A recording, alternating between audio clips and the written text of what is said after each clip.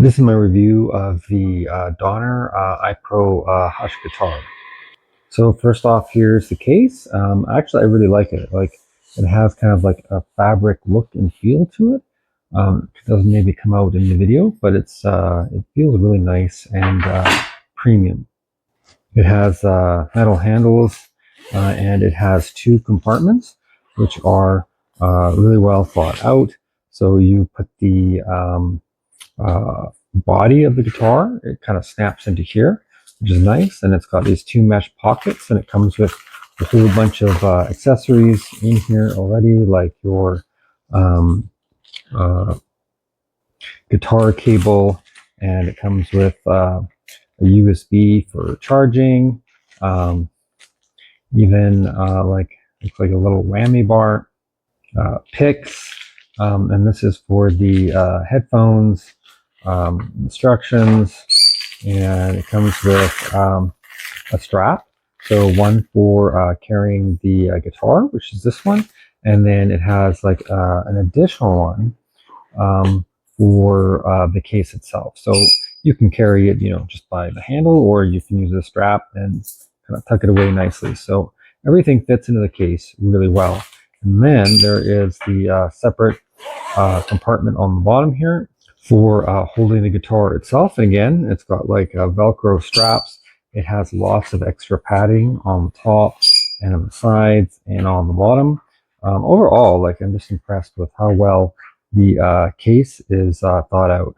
So here's a quick pan over the guitar itself.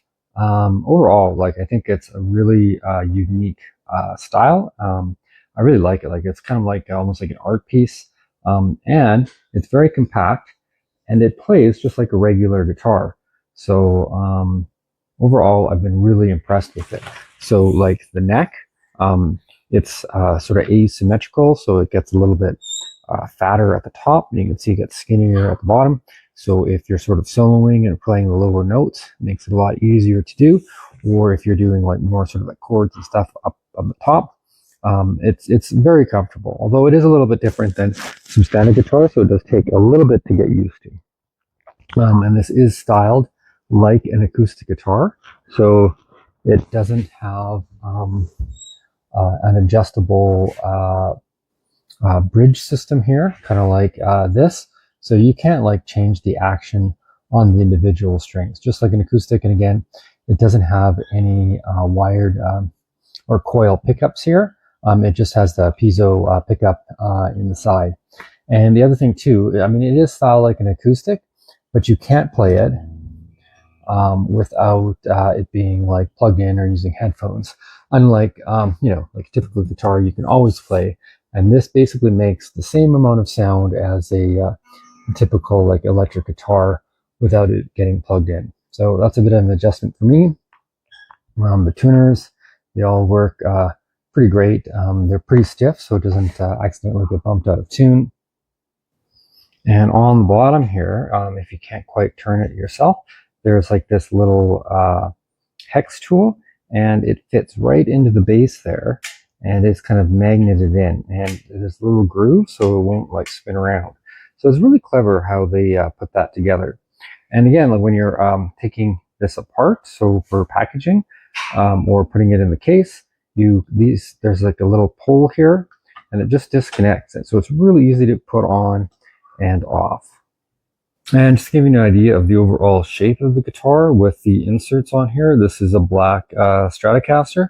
So if I kind of put it up here like this, you can see that the grooves pretty much match the Strat exactly. I mean, it's a little bit longer on the top there, but kind of like along here. And then if I switch sides, this groove here, it's almost identical to kind of like the Strat setup. So when you're playing it, it's super comfortable because this is fairly wide, and it doesn't feel particularly foreign. One thing that's different, because it doesn't have a traditional headstock, you can't put it in a guitar holder that hangs the guitar like this. It doesn't work so well because there's nothing to grab onto it.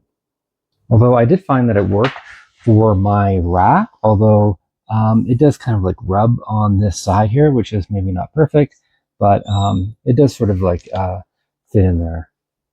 So it'll depend. If it's a little bit too wide for your rack, it's probably just going to fall through. So it depends. I mean, that's one criticism, is it's kind of hard to um, put away because it just doesn't fit the same sort of racks as a traditional guitar. And if you rest it kind of like just on its end here, though, it's actually not too bad. But the tuner on the bottom, it does get kind of close. So it could put it out of tune a little bit if you're just sort of like resting it on the bass like this. Oh, and just in terms of size and thickness, here's just kind of like an idea of it by like a dreadnought styled guitar. So obviously much skinnier. And if I put it sort of like match up the headstock there, you can kind of just get an idea of how big it is compared to, like, an acoustic. And again, this is what this thing is trying to kind of emulate. So it's got a lot of built-in electronics, and I found it fairly easy and intuitive to use. And another thing I was surprised by is the screen is actually really good. It doesn't really come through on the video very well at all, but it's fairly like high resolution. But again, the video doesn't quite do it justice. And you can kind of see here that there's all of these different settings. So on the one end, you just have bypass, so it bypasses all of the functionality, and you can kind of go through the different ones, and there's like mods and delays, reverb, and then right down at the end you get like an equalizer, and then you can use it for tuning at the very sort of end, which works quite well. And then you basically just kind of pick, like, say if you pick reverb, then the next button over will allow you to pick which kind of reverb. So there's like hall, room, etc. And then there's a third one here, and it just allows you to sort of adjust the intensity. So that's kind of how all the different settings work. There's tons of reviews on YouTube and stuff. So you can kind of get into more detail if you're interested. But it didn't take me very long to learn out how to use these controls. I found it pretty like easy and intuitive. Master volume, and then they have like this tone boost and AR boost, and it makes a significant difference. It's actually quite nice. And again, like, you have the option of just turning everything off. And there is this Bluetooth button. So if you hold it down for a few seconds, you can pair it with your phone. So if you're listening through headphones or through an amp or something like that, you can play your music on your phone, and it will kind of like mix it in through here. So you can kind of play along with songs. So I found that actually to be quite nice. And there is a holes for like the strap that it comes with. So one there, and then one kind of on the bottom here. And then this is also kind of double usage. So you put your strap on there, and that's also where you plug your guitar in. Oh, and then just one more quick visual comparison. This is one of my favorite travel guitars. And unlike this one, it's actual like a typical acoustic, but it's just 3/4. But if I go through here, you can just kind of get an idea of the size comparison. So it is still pretty small, but obviously this one's a lot skinnier. But again, the advantage here is you don't have to plug it into practice. But maybe that's what you want. Maybe you want to go completely silent, and then this one you can just like use. You don't have to plug it into anything else, so you can just kind of plug in the headphones. But overall, I thought it was kind of a great redesign on the guitar, and again, the feel and playability of it is the most important thing, and I thought that was really great overall as well. Hello, this is the Donner Hush 1 or Hush I Pro. I'm not sure if it's 1 or I. This is just absolutely fabulous. I've been having so much fun with it. It's uh, it's oriented more toward an acoustic style or format, but it's surprisingly versatile. It can do an awful lot of stuff. And what I thought I'd do, you can read about this in the write-up that I've written, but I thought I'd just take you through some of my favorite presets and give you a sense of what it sounds like. I'm running through my little tiny practice amp over here, so there's nothing really more than the guitar that's coming out. It's not the amp making it sound good. So anyhow, I'm going to go ahead and we'll start off in position number 1. This is just the most basic. It's sort of just a piezo sort of sound.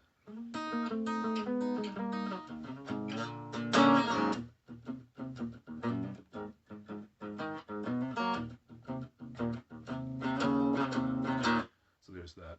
It's dry, kind of spitty and gritty. It's not bad, it just does a thing. So moving on to position number 2, you'll hear hopefully a little bit more delay and reverb.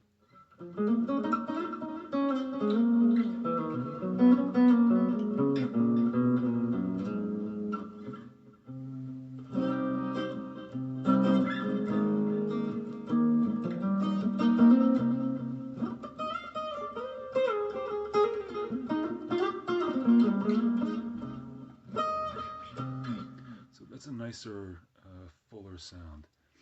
Move on to position 3 here, and you'll hear there's a little bit of phasing in it. And that does a little song that I wrote a while ago.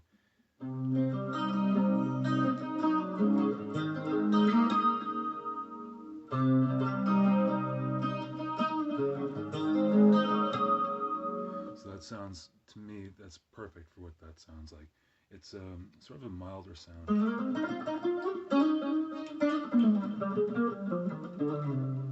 It's a little bit deadened because of the phasing. Move on to position 5. I'm going to skip 4. And I really like this sound. It's sort of a nylon string feel. And it reminds me of a song by Jeffrey Oyama.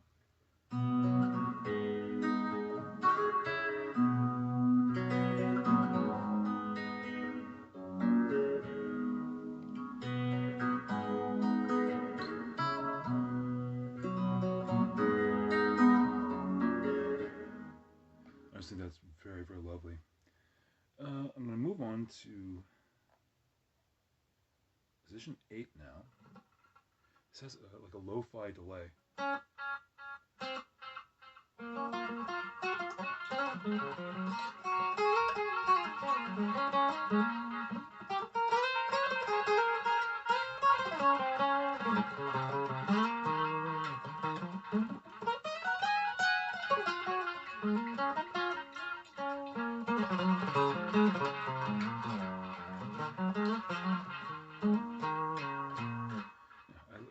I really like that quite a lot.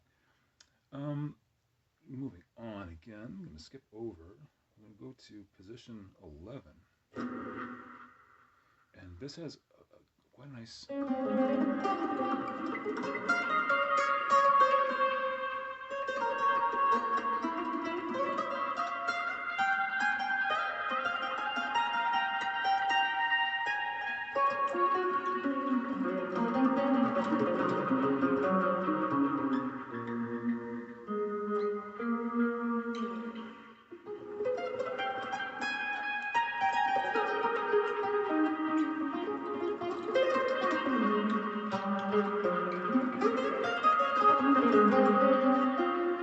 just absolutely beautiful, like a nylon string. Reminds me of Steve Stevens used to have a sound very similar to that. Moving on again, up to number 12 this time. This is a very similar preset, but it has a little bit, slightly different. It's a little bit more present.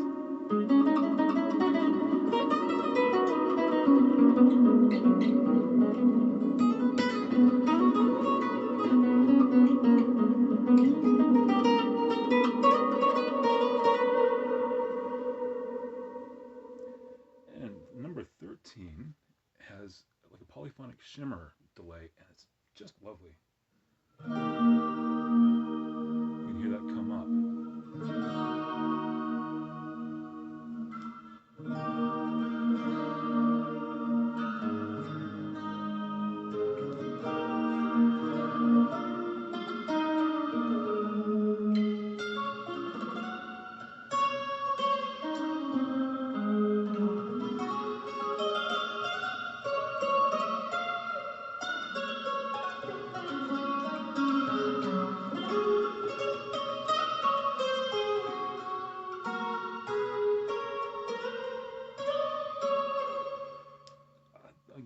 just lovely. And number 14 and 15 are like a funk, more of like an electric.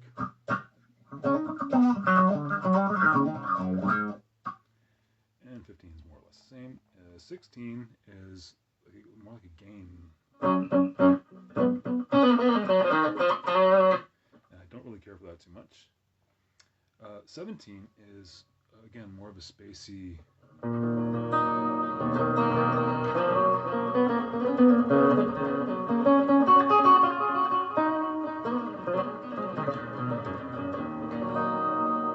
So, very, very pretty. Number 18, at first I didn't really know what to do with it. It's, if you can hear this,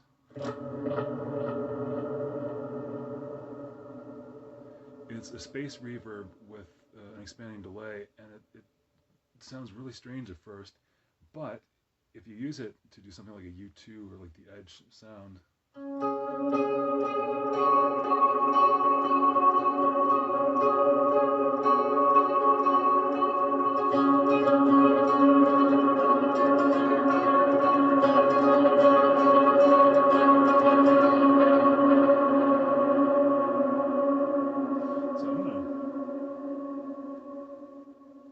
a little out of control. I'm going to turn it down and try it again.